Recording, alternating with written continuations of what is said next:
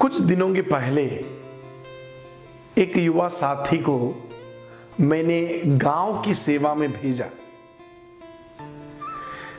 वह बहुत ही प्रसन्नता से एकदम पिछड़ा हुआ एक गांव में जाकर लोगों के साथ खुशी के साथ रहा और उनकी सेवा की और बच्चों को पढ़ाए, बहुत प्रार्थना में लोगों को आगे बढ़ाए।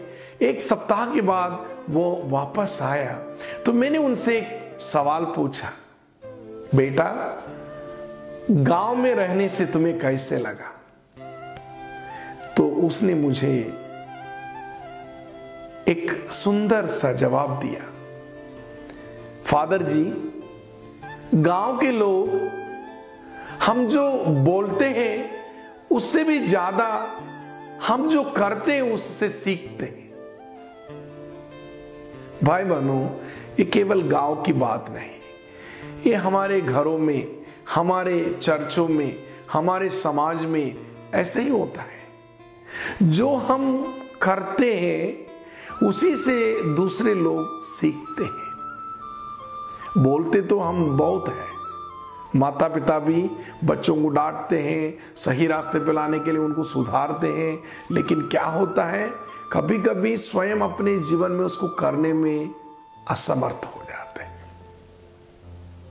यीशु मसीह मत्ती की सुसमाचार अध्याय 5 के 19वां वाक्य में बोलता है, जो इन छोटी से आज्ञाओं को भी भंग करता है और ऐसा करना दूसरों को सिखाता है, वह स्वर्ग राज्य में छोटा माना जाएगा। भंग करने वाले से फिर दूसरे सीखते हैं, सिखाने की जरूरत नहीं। जब हम आज्ञाओं को भंग करते हैं तो हमारे साथ जितने भी हैं वो हमसे उसी को सीखते हैं।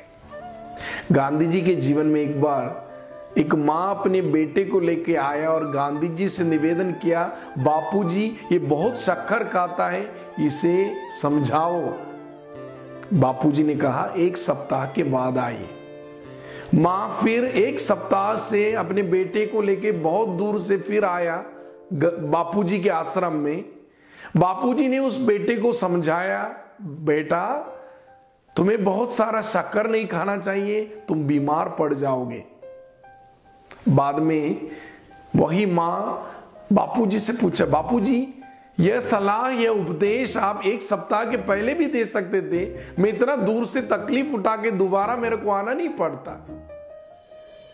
गांधी जी ने कहा, एक सप्ताह के पहले मैं भी बहुत शक्कर खाता था, लेकिन अभी मैं शक्कर खाना छोड़ दिया, तब जाके मैं उस बेटे को, आपके बेटे को समझा नहीं पाए। आइए हम अपनी जिंदगी में बातों से ज्यादा कर्मों पर ध्यान दें।